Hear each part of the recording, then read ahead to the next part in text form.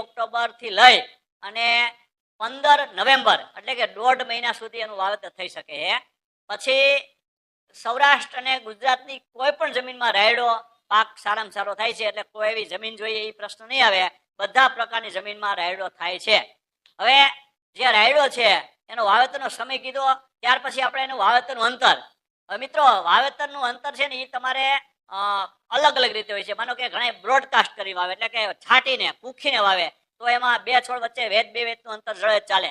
પણ ઘણા જગ્યાએ લોકો હાયરું કરીને વાવે, એટલે કે આપણે કાયદેસર પાટલિયા ચાંસ નાખી અને વાવેતર કરે, તો એ પ્રમાણે પણ વાવેતર કરી શકાય. સાથે સાથે મિત્રો, જો તમારે જમીન નબળી હોય તો તમે પૂખીને વાવો તો પણ ઉત્પાદન વધુ આવશે, અથવા બે આર વચ્ચે અંતર નજીક રાખો તો પણ એનું ઉત્પાદન વધુ આવશે. જ્યારે જમીન તમારી ભારે હોય, બહુ મજબૂત હોય, દળદાર હોય, તો બે આર વચ્ચે અંતર વધારી રાખવાનું અને એમાં પૂખીને વાવવાનું નહીં, પરંતુ હાયરું કરીને વાવવાનું. એટલે કે બે આર વચ્ચે તમારે 1.5-2 ફૂટ જેટલું અંતર રાખીને વાવેતર કરી શકાય.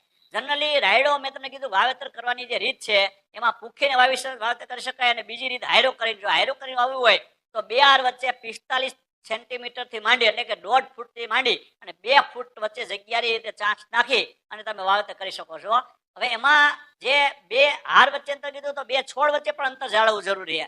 હવે બે છોડ વચ્ચે અંતર, રાયડાનું બી એકદમ ઝીણું હોય એટલે અંતર તો નહીં જળવાય, પરંતુ વીઘા પછી એને પારવણી કરી નાખવાની. એટલે કે વીઘા પછી એક વેતે 3-4 સેન્ટીમીટર એક વેતે આપણે પારવી નાખવાનું, જેથી કરીને પારવણી કરશું તો એનો એકમ દીઠ જે છોડની સંખ્યા એ જળવાઈ રહે.